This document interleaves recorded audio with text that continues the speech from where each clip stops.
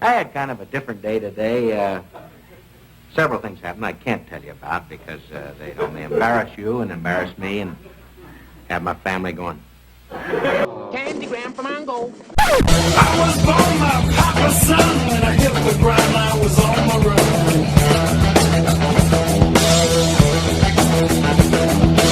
One right hand, another behind. You can have yourself, give me mine.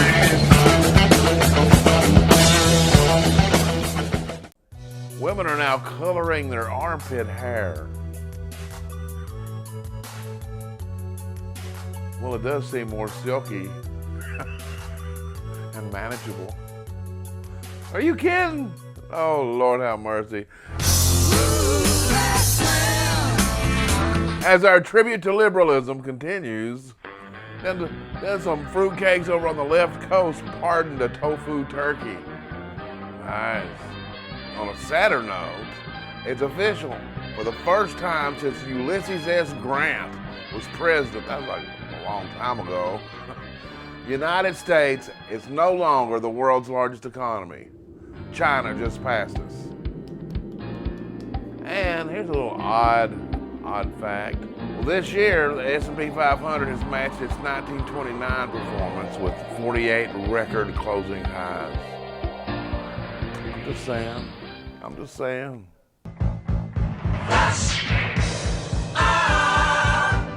Savior of the universe.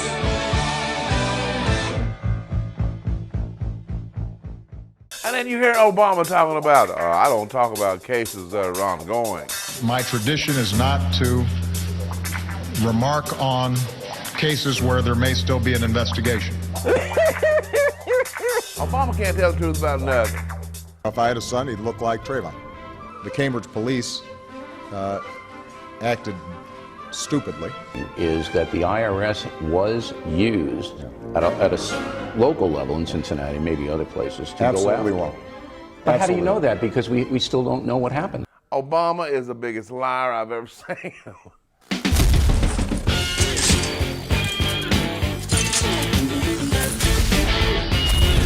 If you want to have a proportionally diverse staff, we need 3 more minority hires. Or we could just fire 3 white guys. Everybody wins. You know, this media-created theater called America the Racist is a lie. It's a lie, and we're sick of it. We're sick of it. America is not racist, but these liberals are hysterical. I mean, not in a ha-ha way, but a straitjacket way.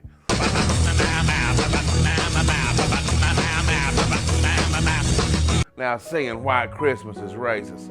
Darius Rucker, originally of Hootie and the Blowfish. I don't know, was he Hootie or the Blowfish? I don't know. Anyway, he does have an outstanding Christmas album out now, though, by the way. But the internet went crazy when Darius sang White Christmas at a Christmas tree lighting. They know he's talking about snow and they don't care, for goodness sakes. I'm dreaming of a culturally sensitive, multicolored Christmas. Any day now, Al Sharpton's going to come out and file a lawsuit against the snow because it's all white. And welcome to Intellectual Froglegs.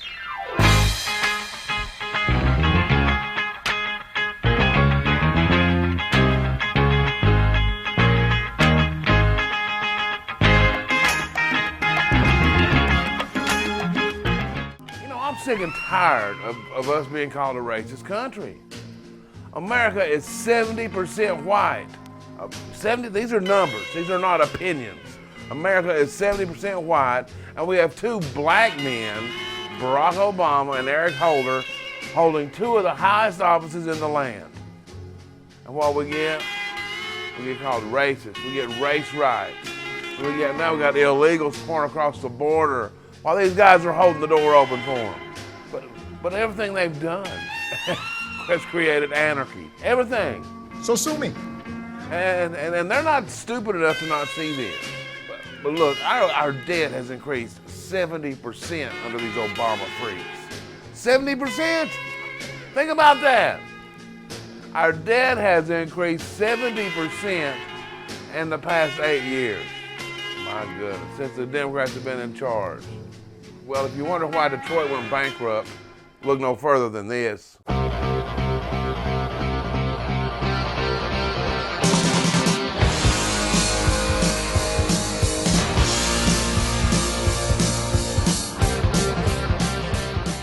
And our justice system's been turned completely on its head under Obama and Holder.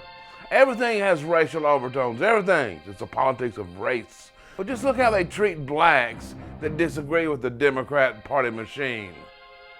And you know, when you hear the NAACP or the Congressional Black Caucus or Ebony Magazine for that matter, just think the black wing of the Democrat Party. That's what they are.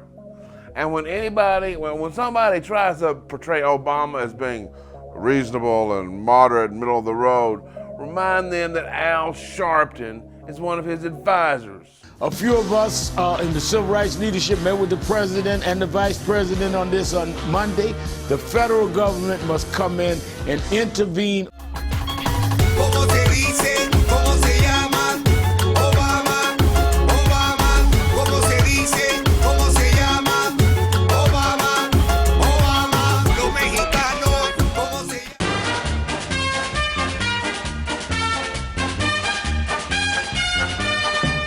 You know, this picture of this kid and this cop, I believe in my heart is more representative of America than these manufactured Obama riots of 2014. And that's what they need to be forever known as, the Obama riots of 2014. Absolutely. So, but see, I can't possibly understand because I'm not black and therefore I'm racist.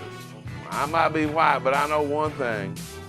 They use race as a shield and as a sword. And they get away with anything and everything. You don't like the way I'm living, you just leave this long-haired country boy alone. Get up, get on up, get up. They say, well, you can't impeach Obama because politically it would be political suicide. You know what? I don't care about this. He needs to be impeached. He needs to be impeached. We cannot handle 2 more years of this guy. Impeach him. Now. Joe Biden would be better. Joe Biden would be better than Barack Obama. There, I said it. Oh, Lord. It's true. My goodness.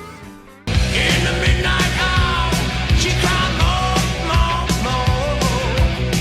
With a rebel yell, she cried more, more, more. Wow. Anyway, have you seen this outspoken Milwaukee Sheriff David Clark? If you haven't, you will. And he is no buddy of Eric Holder. You will dig this. Some groups started to converge on the small town of Ferguson, Missouri, like vultures on a roadside carcass. Groups like the New Black Panther Party,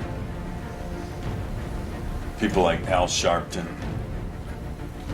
to come and exploit that situation, and instead of coming in to help and try to restore calm, poured gas on that fire.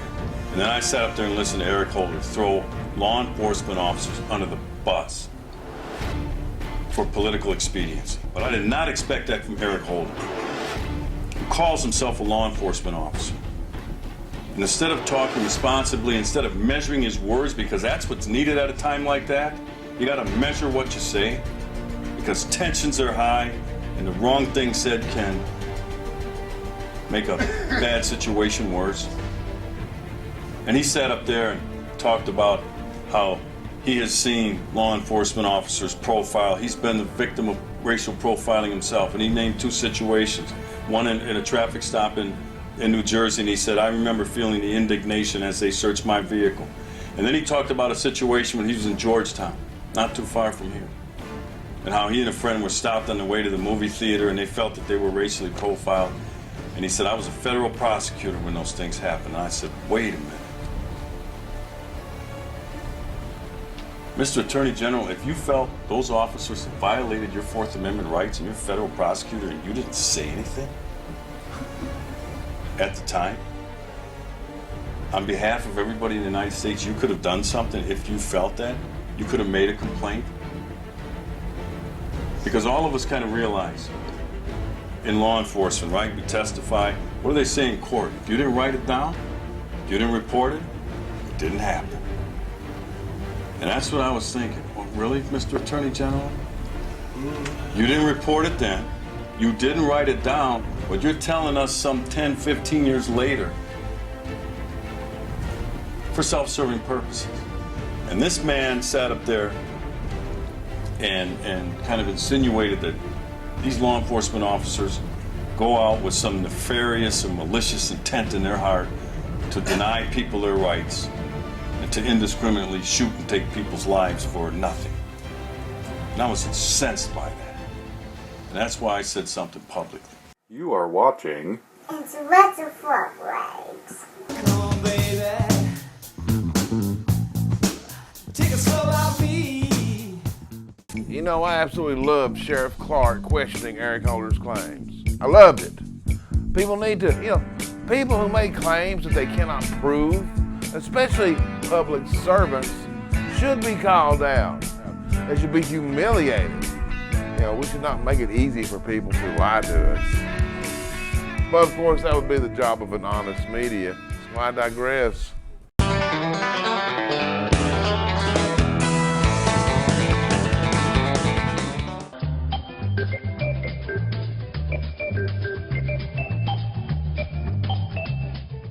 Now, I guess I need to make a clarification for those easily confused liberal brains. When I say that America is not a racist nation, this is not to suggest that there are no racists. Good gracious. You need look no further than Obama and Eric Holder and Al Sharpton and the New Black Panthers and Louis Farrakhan. We're gonna die anyway.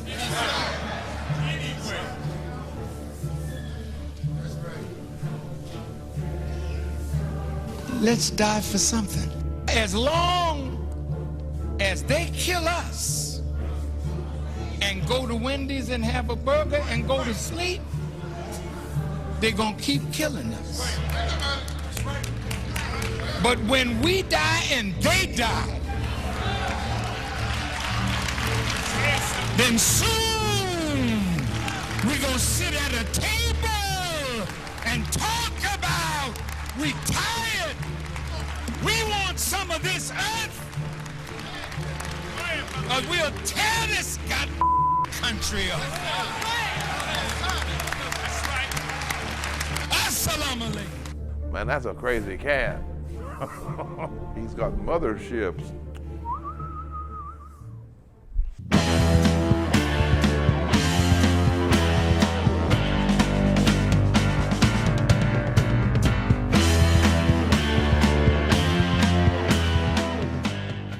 Now forget for a moment just how ridiculous it is for it to be against the law to sell individual cigarettes. This is a government that New Yorkers, you chose. You elected it. But they're too harsh. Of course they're too harsh. So we were trying to tell you, fruitcakes. Candygram from Ango. She says, just like Marie Antoinette. The main common thread that kick-started both of these cases in New York and in Ferguson is that these young men made a conscious decision to break the law. The notion that white cops are out there just killing black people, that's ridiculous.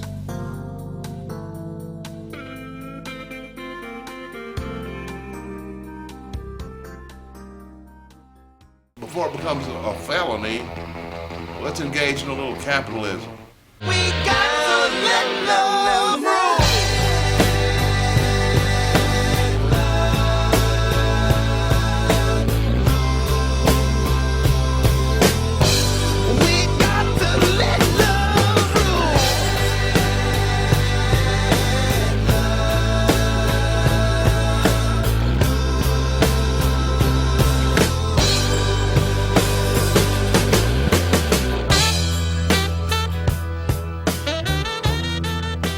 Everything tastes better in a Frogleg University mug.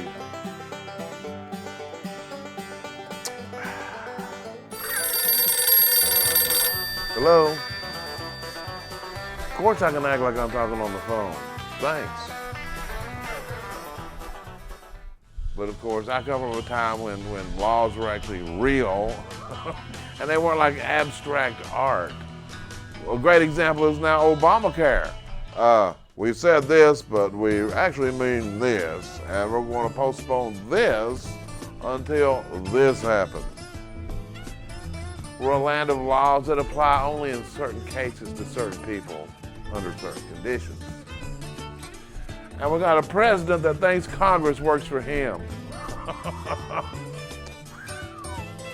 He's trying to fire the Republicans now. Yeah, he's throwing an emperor's fit. You know what? Hell, we don't even need a judicial system anymore. We got the media's taking over that role.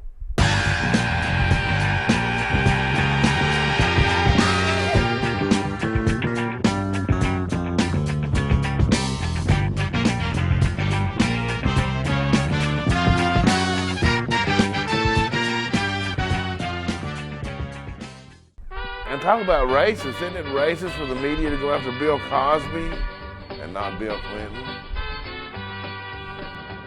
You don't want to go here. Got a true or false for you. Consider all this racial riot stuff going on, and true or false. Would you agree that the following is a fair assessment of the current left-wing tactics? There you go. Use decisions of the courts to weaken basic American institutions by claiming that their activities violate civil rights. Yeah, I think we can all agree that's what they're doing. But you know what? This happens to be number 16 on the list of 45 communist goals, published in 1958 and actually entered into the congressional record in 1963. We knew they were coming. They told us.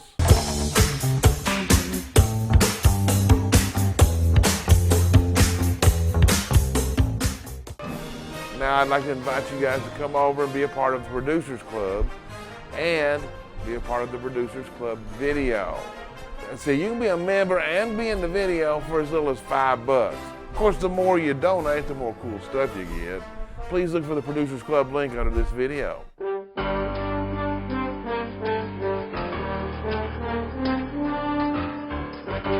Anyway, I sure appreciate you guys being here. Please visit the website at intellectualfroglegs.com and subscribe to the newsletter, which more often than not is just an alert that we have a new episode. If you have a comment, a joke, an insult, a good bundt cake recipe, email me at jodan@reagan.com. Okay, I'm kidding about that bundt cake thing. Anyway, God bless you guys, and thank you for watching Intellectual Froglegs.